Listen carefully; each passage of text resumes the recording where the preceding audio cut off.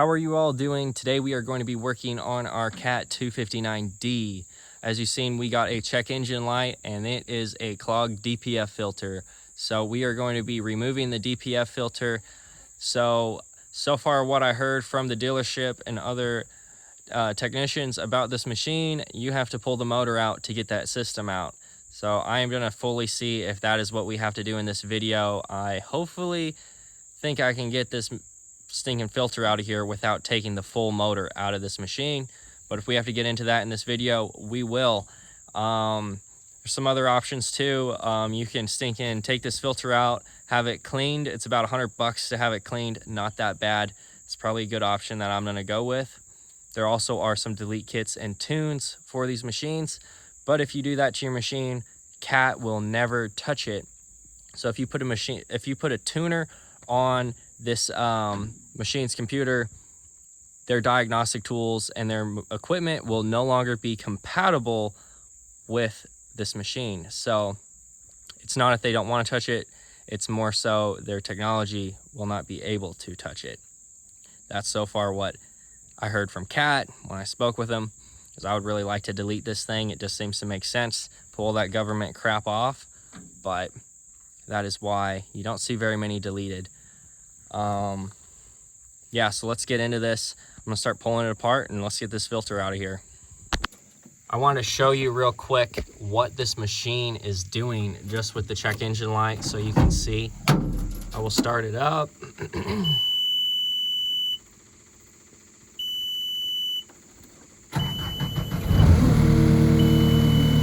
Let me turn off the parking brake.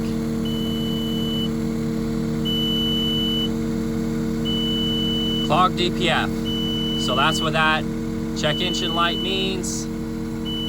That check engine light can also mean your fuel filter needs to be changed or you're having problems with your fuel pump.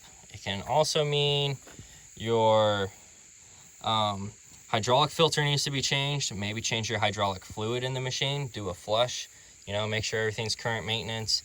You might need to change your air filter. So I did all that. My machine is good on all full maintenance. We changed the oil filter in this too and changed the oil. So machine is fully maintenance. The only problem I'm having is the DPF, and I took it to Cat to get 100% diagnosis on it. And that is it. As you see, back up in there, that big ugly silver thing is your DPF system. So I'm hoping I can pull this off, the radiator off, and then there's also a panel, it looks like, up in here. I feel like I can pull that panel off once I get the radiator out of the way.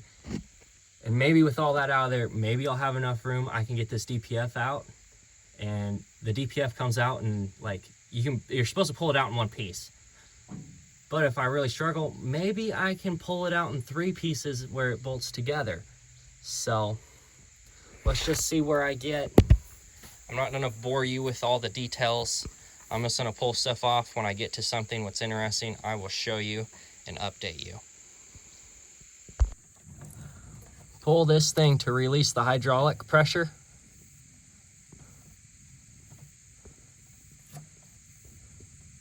You can also turn the key to the on position and move around the hydraulics. So you can take some hydraulic lines off.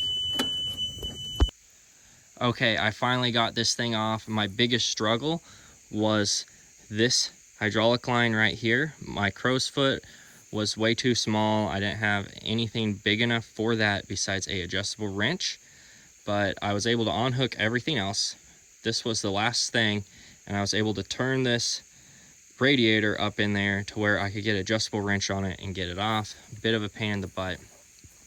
So everything on here besides these 2 lines was hydraulic fluid or hydraulic lines. So there's going to be quite a bit of hydraulic fluid that ended up leaking out on me and in the machine. But I did not see any drain on here to where I could drain all these hydraulic lines. But I drained out all the coolant, so I was able to save a bunch of coolant. Really wasn't that much hydraulic fluid that leaked out, maybe a couple quarts. And as you see in here, we got it all off. So there was one electrical little sensor or relay that hooked up underneath the fan.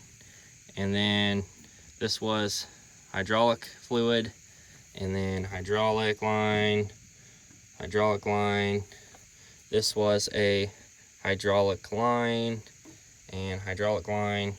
And then we also had this little coolant line. I guess there was 3 coolant lines that hooked on that. And then it all came off, so we got it out of there. There is our culprit right there. You know, it looks a little tight in there. We'll see what I can come up with and how I can get this out.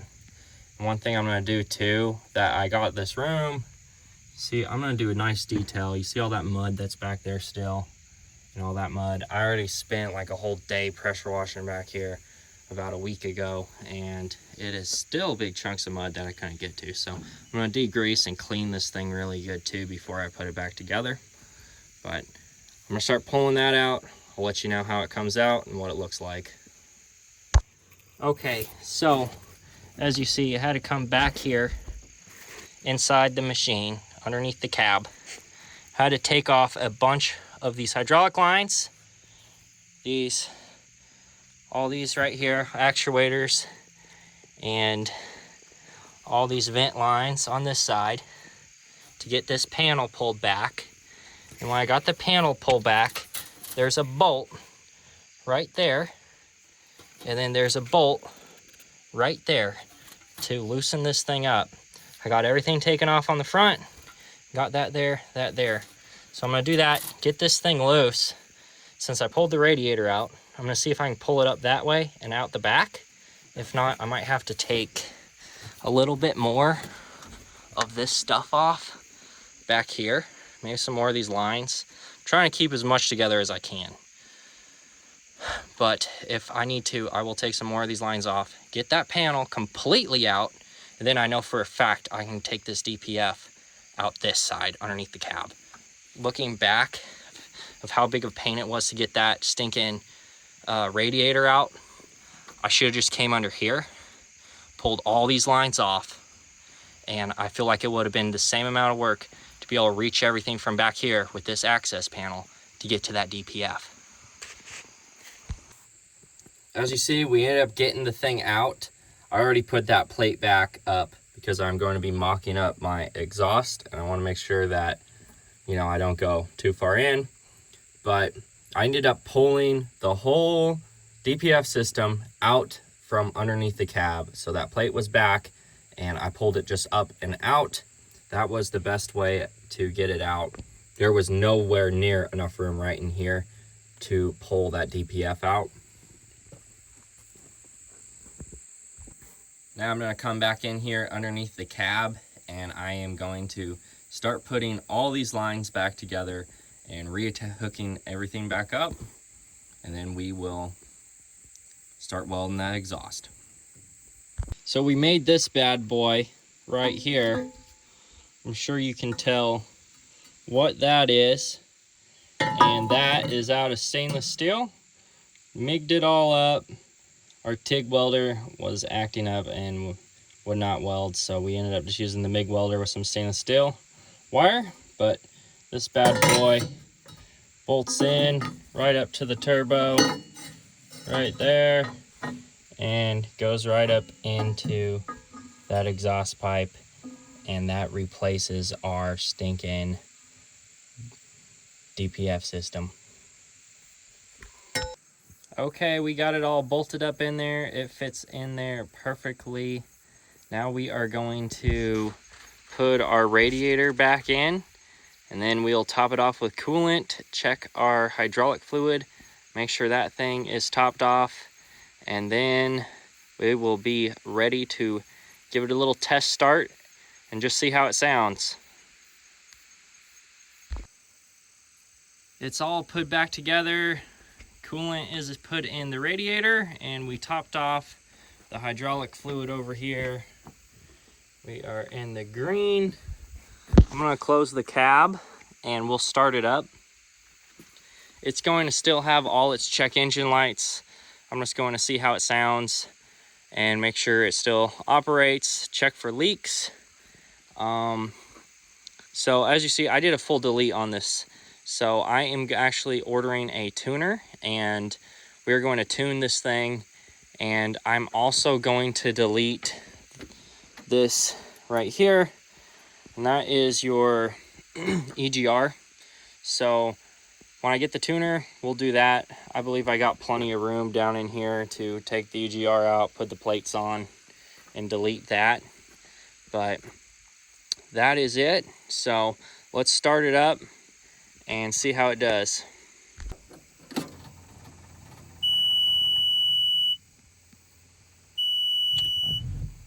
Had my fuel pump disconnected, so I'm going to want to let it prime.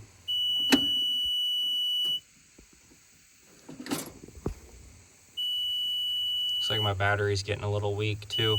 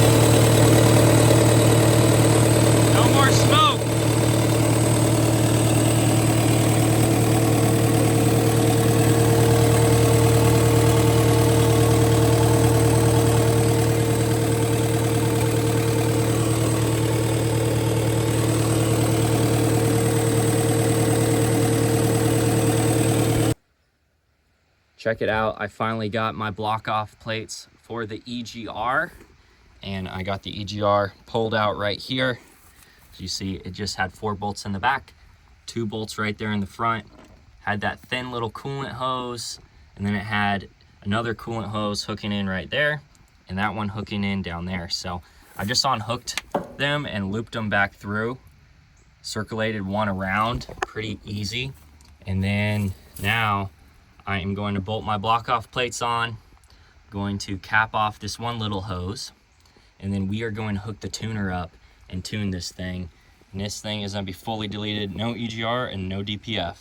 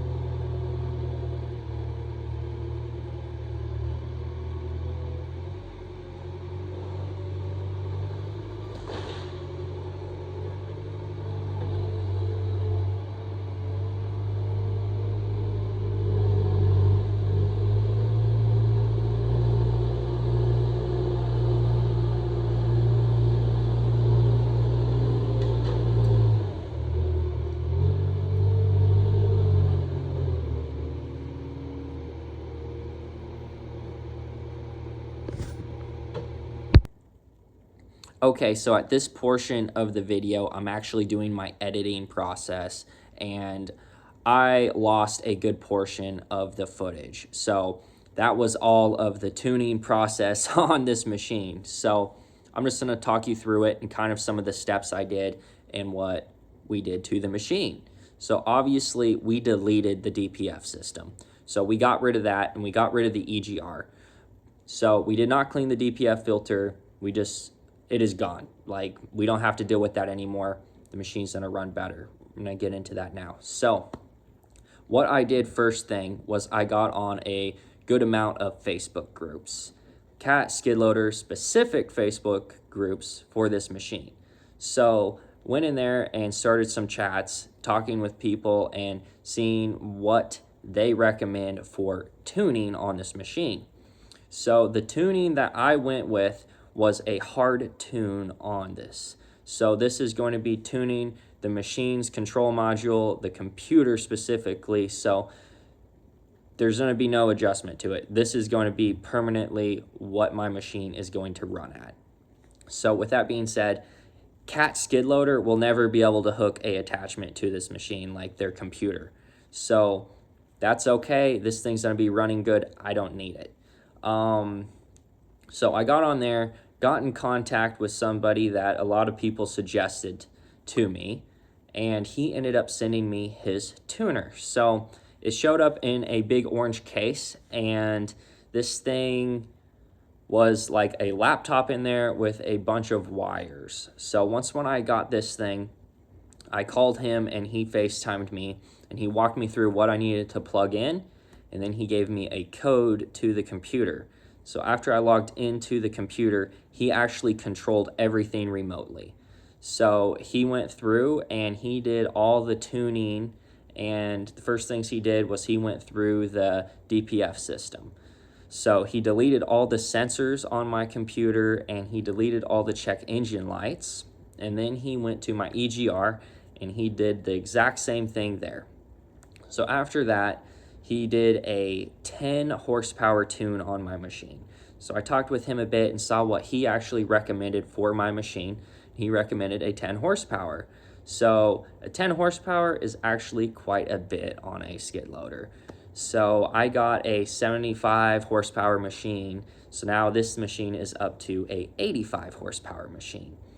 So that's pretty good. So I got that smaller track base on this 75 horsepower machine, and now with that extra horsepower, it is just, it is phenomenal. So I'm already popping wheelies with this thing. Like, that extra power, when I fill that bucket up, it just lifts it and the back end of the machine comes up. So I'm actually gonna get some of the cat counterweights for this thing, so that will actually help me quite a bit with that problem, but it's a fun problem to have. So ran it for a couple weeks like that, and I noticed something that I didn't like. So after you delete all that stuff on the machine, I thought it was going into regen still. So what it was doing was cat actually idles itself up to charge your batteries and to maintain hydraulic pressure and temperature. So it was doing that, but it wasn't like idling up halfway or just a little bit. No, this thing was idling up. Like, I thought it was going into total regen still. So I messaged him and he actually sent me some more wiring and attachments to plug into other places in the machine. So we did that, and he tuned it to what I wanted. So now I can manually control how much it idles up, and it will not do it when I'm not in the machine. So if I'm hooking up attachments or hopping out, having to move something or chainsaw some logs, like, it ain't gonna be burning a ton of fuel. Like, this thing's gonna be running efficiently and just the way I wanted it to run. So that is very nice, and I think that was a smart move, to where the machine, it just sounds so much better too after doing that part of the tune. So I appreciate him for sending that out to me. And then let's see. Yes, the counterweights is another thing. I already mentioned that. That's a big thing I want to get. But that is mainly it for the tuning process. Recommend finding somebody good off of, you know, a good group that somebody is recommending to you, and that they can do this in your state. So that is thing too. Make sure you can delete these things legally. I'm good where I'm at. This stuff is all right. So yeah, if you have any questions, leave a comment down below. I'm doing more of answering comments and keeping up with you guys. I'm trying to do a better job at that. I know I've kind of been off doing some different projects. I'm building a lot of stuff right now, so definitely been neglecting this channel a little bit, but I want to bring you guys along. I've been showing you some reels and just some small peeks of stuff I've been doing, so definitely keep up with me. I have some cool stuff coming in the future, and yeah, so make sure you subscribe if you're new. I have a bunch of other cool videos too that I've made in the past. So, but that's it for this one. As always, we got something crazy going on this channel, and you do not want to miss it. Have a great day. I'll see you in the next one.